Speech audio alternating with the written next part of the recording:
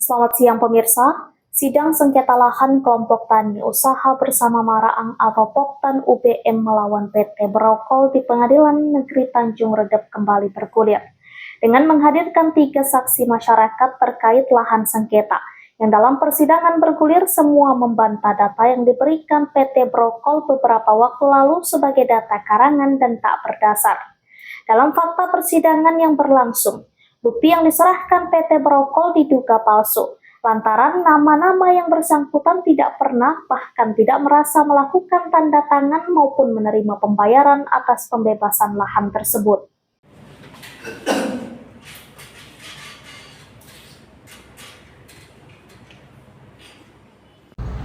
Di Kabupaten Berau belakangan ini, konflik perseteruan antara perusahaan dan masyarakat kerap terjadi dan menjadi presiden buruk daerah itu selama ini.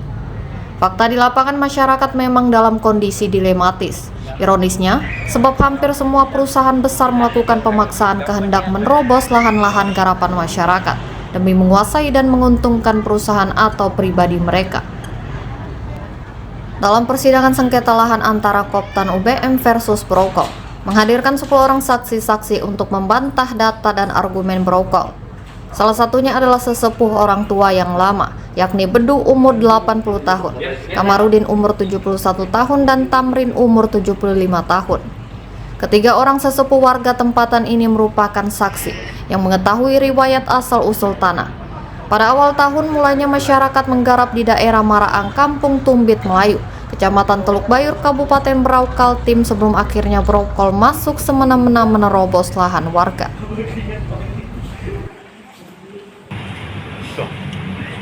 Buat para petinggi PT Brokol, kami yakin kalian adalah orang baik, mengerti hak dan bukan hak kalian.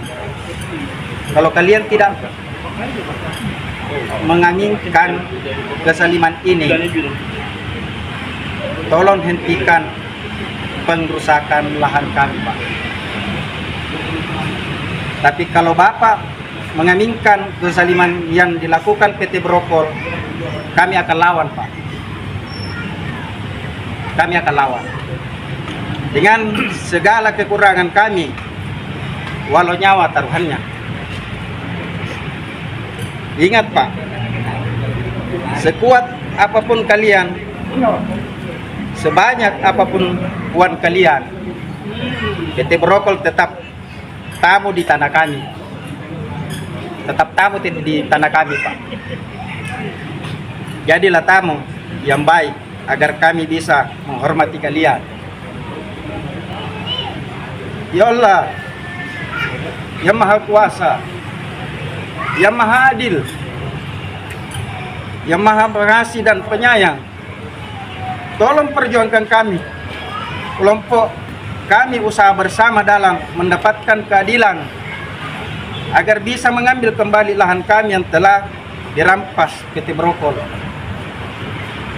Ya Allah, kami sadar yang kami hadapi perusahaan raksasa yang punya segala-galanya, yang bisa melakukan apapun dengan uang mereka. Tapi dengan ridho-Mu, kami bisa mengalahkan perusahaan zalim ini. Bismillahirrahmanirrahim.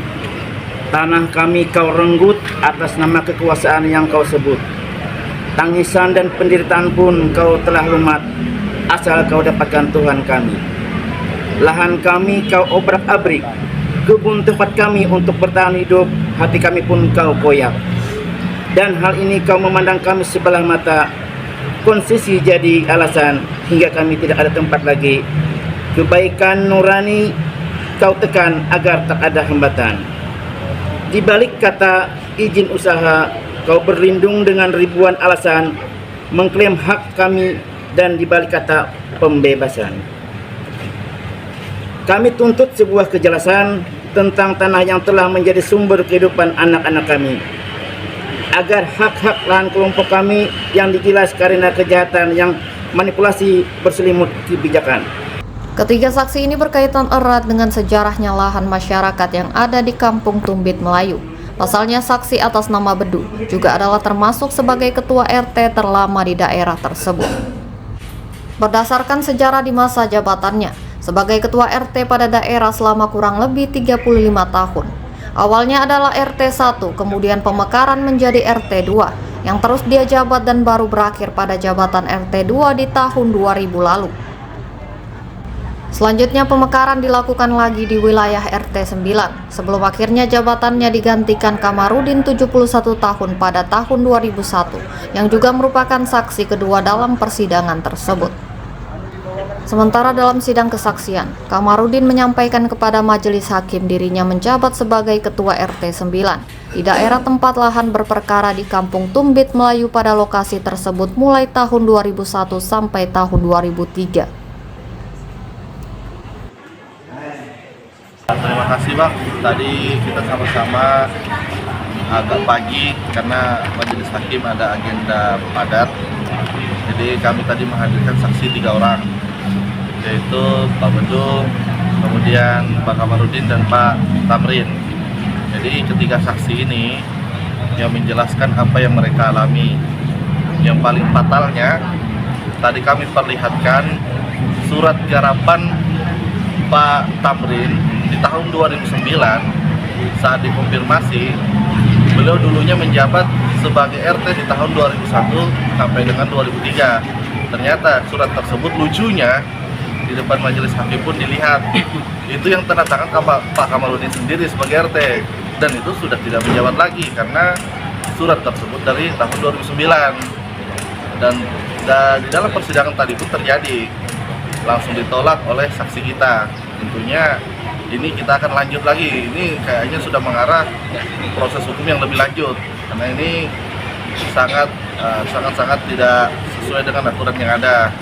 Kemudian 2 bukti surat yang dikeluarkan yang kami perlihatkan dan diperlihatkan majelis hakim, yaitu hakim anggota tadi, itu sama namanya Pak Kamarudin, dan dikonfirmasi lagi oleh pihak pengacara sebelah dari pengacara pihak Prokol bahwa penerimaan pembayaran lahan pribadi miliknya Pak Kamarudin itu cuma 1 kali, tapi yang dijadikan bukti itu 2 surat dan sama-sama ukurannya 2 hektar.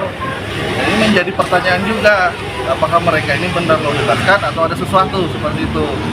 Histori itu dia ingat betul, termasuk mengetahui secara persis lahan masyarakat itu adalah milik Poktan UBM yang waktu itu diketahui bernama Sampara, sebab pada tahun 2000 itu juga masyarakat setempat membentuk kelompok tani usaha bersama Maraang atau UBM. Sementara itu koordinator lapangan Poktan UBM M. Rafiq mengaku terkejut dengan bukti surat garapan yang diajukan PT Brokol bisa sampai separah itu, di mana mulai tanda tangan saksi hingga tanda tangan pemerintahan setempat diduga berani mereka palsukan, termasuk tanda tangan RT 9 yang sudah berhenti menjabat pada tahun 2003 pun diduga ikut dipalsukan oleh oknum Brokol. Fakta persidangan juga terjadi keanehan yang dipertontonkan manajemen Brokol, di mana jumlah bukti yang diajukan kurang lebih 200 hektar, dengan posisi letak jauh di luar kelompok tani usaha bersama. Lantas, luasan 1000 hektar kemudian dipertanyakan di mana posisinya. Dari kondisi itu pun sehingga masyarakat menuding PT Brokol diduga melakukan manipulasi data. Masyarakat berharap Pengadilan Tanjung Redep melakukan pemeriksaan dengan teliti terkait klaim bukti surat milik PT Brokol karena berpengaruh terhadap keputusan keadilan yang diharapkan. Terkait polemik dan hasil fakta persidangan, kuasa hukum PT Brokol secara opsional memberikan pernyataan singkat, tetapi menolak memberikan komentar terkait berbagai argumen yang membingungkan dalam persidangan. Dari Pengadilan Negeri Tanjung Redep, Berau Abdul Hasan, Kaltara TV.